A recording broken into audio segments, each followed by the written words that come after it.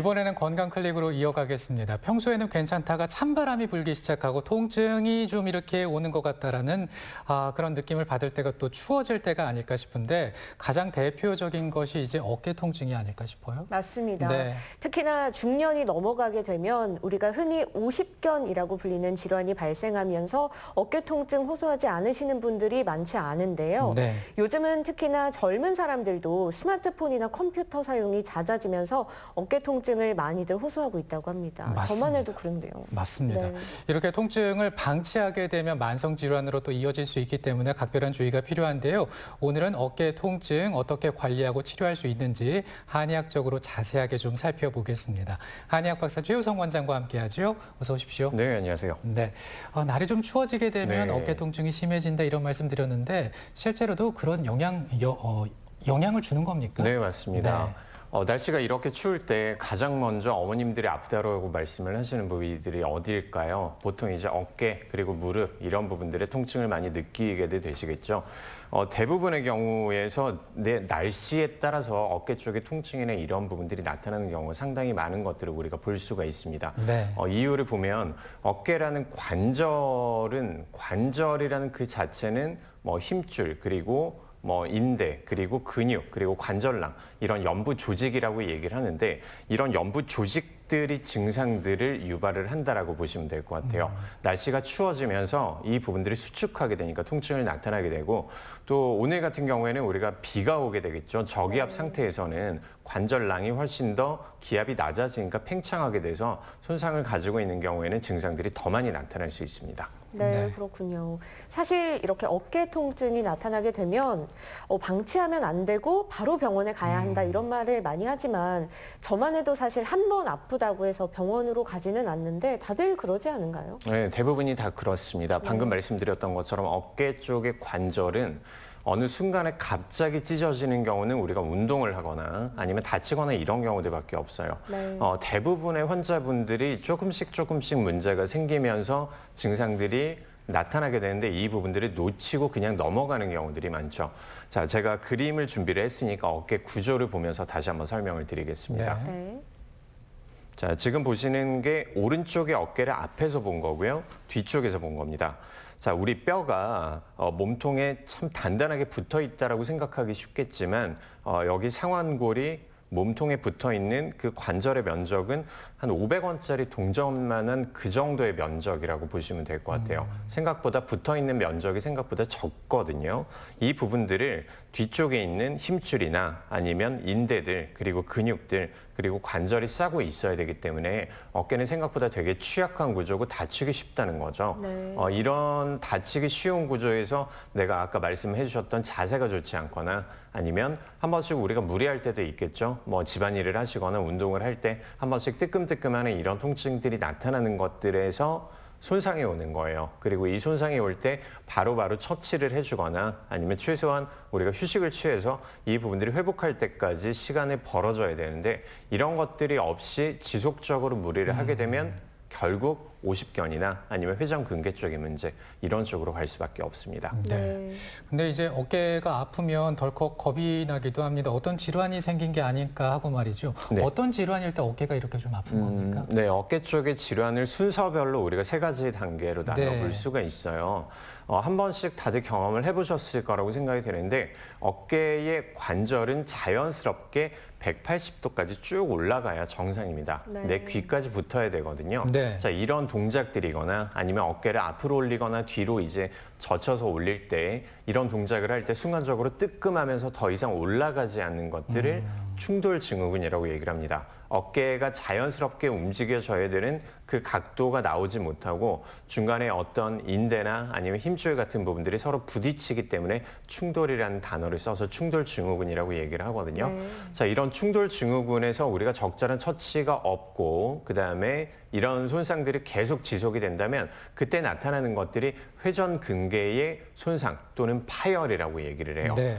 회전근개라고 하는 것들은 아까 어깨를 잡아주고 있는 중요한 관절 그리고 인대, 힘줄 이런 부분들을 얘기를 하는데 이런 부분들이 미세하게 파열이 되거나 아니면 심한 경우에는 절반 이상 파열이 되는 경우를 우리가 회전근개의 손상 또는 파열이라고 얘기를 하는 거고요.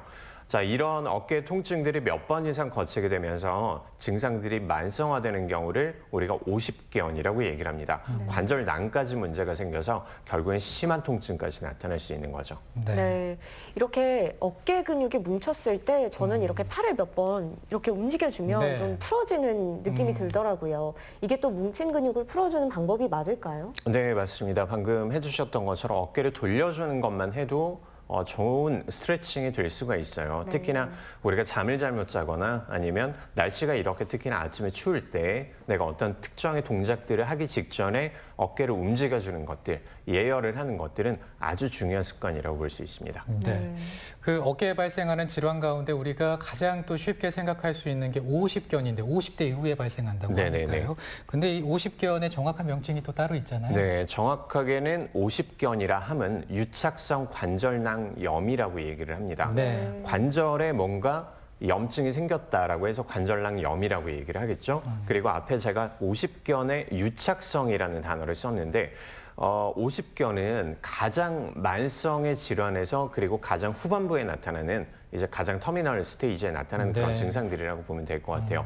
손상들이 조금씩 누적이 됐다가 적절한 처치가 있지 못하고 이 부분들이 결국 관절낭까지 문제가 생긴 것들을 유착성 경관절염, 50견이라고 얘기를 하는데요. 평균적으로 예전에는 우리가 50대에 자주 나타난다라고 해서 50견이라는 단어를 썼는데 최근에는 아까 잠깐 언급을 해주셨던 것처럼 스마트폰을 많이 보시거나 아니면 컴퓨터를 사용하는 것들 그리고 전체적으로 자세가 다 좋지를 못하죠. 네. 이런 부분들 때문에 30대, 40대에도 50견의 성향들이 나타나고 있는 것들이 현실입니다. 네, 그렇다면 일단 빠르게 발견해서 일찍 치료를 시작하는 것이 무엇보다 중요할 것 같은데요.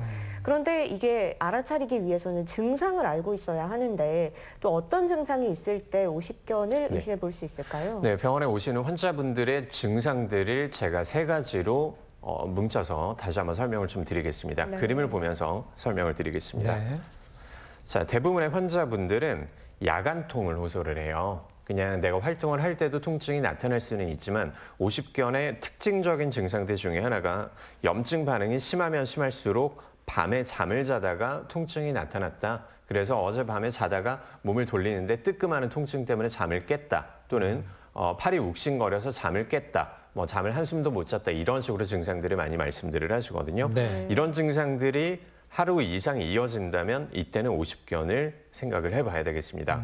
자, 두 번째는 자, 지금 이 그림에서는 팔을 앞으로 들어올리는 증상만 말씀을 드렸는데 팔을 앞으로 들어올리거나 아니면 옆으로 들어올리거나 아니면 힘을 쓸 때 어떤 동작이 됐든지 간에 팔을 들어올릴 때 뭔가 부딪히면서 통증 때문에 더 이상 올리지 못하겠다. 이런 증상들이 있다면 50견에서 나타나는 유착성의 증상들이 나타나는 부분들이기 때문에 50견을 또 의심을 해봐야 되겠죠. 네. 자, 마지막으로 세 번째, 관절이 굳고 전형적인 증상에서 우리가 한쪽 팔은 잘 등 뒤쪽으로 올라가는데 반대쪽 팔은 올라가지 않습니다. 등을 긁을 수가 없어요. 이런 식으로 유착이 어느 정도 일정 부분 이상 진행이 했을 때 나타나는 증상들이 아까 말씀드렸던 팔을 들어 올리기 힘들거나 팔이 등 뒤로 올라가지 않으면서 야간에 통증이 나타났다. 이렇게 세 가지의 증상들을 가지고 계신 분들은 50견을 충분히 의심을 해볼 수 있습니다. 네. 세 가지의 50견 증상에 대해서 말씀을 해주셨습니다. 실제로 통증 때문에 병원을 찾은 환자를 저희가 만나봤습니다. 화면을 통해서 확인해 보죠. 네, 아까 말씀드렸던 것처럼 최근에 회사원들에서 어깨 쪽의 통증들이 좀 많이 나타나고 있어요. 네. 자, 지금 이 환자분 같은 경우에도 180도까지는 올라가지 못하거든요. 그래요. 네, 왼쪽 같은 경우에는 아까 150도 정도에서 충돌이 일어나고 오른쪽 같은 경우에는 괜찮은 편이죠. 자, 지금 보시는 것들이 아까 문제가 있었던 어깨 쪽의 MRI 사진입니다. 자, 어깨를 잡아주는 여러 가지 근육들을 다시 한번 체크를 해봤고요. 네.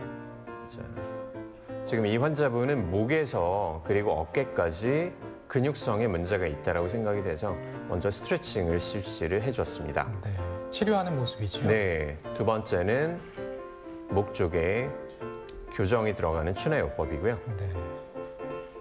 항상 목과 어깨는 같이 문제가 발생을 한다라고 보시면 돼요. 항상 우리가 좀 그렇군요. 긴장을 하고 있잖아요. 맞습니다. 네. 어깨와 목은 근육을 같이 공유하고 있기 때문에 그렇다라고 보시면 될 것 같고요. 약침 치료를 시행하고 있는 영상입니다. 어깨 주변 부의 근육들, 그리고 아까 말씀드렸던 회전근개라고 하는 네. 어깨를 싸고 있는 근육, 그리고 인대, 힘줄 이런 부분들의 증상들을 완화시켜주고 마지막으로 침 치료를 통해서 우리가 동작침이라는 침을 맞은 상태에서 움직이기 때문에 동작침이라고 말씀을 드릴 수 네. 있습니다. 어깨 관절을 지금 풀어주는 과정입니다. 네. 자, 이렇게 화면을 통해서 보니까는 우리가 어깨 통증을 느껴질 때 빠르게 주저하지 말고 병원을 가야겠다 이런 생각을 해보게 됐습니다.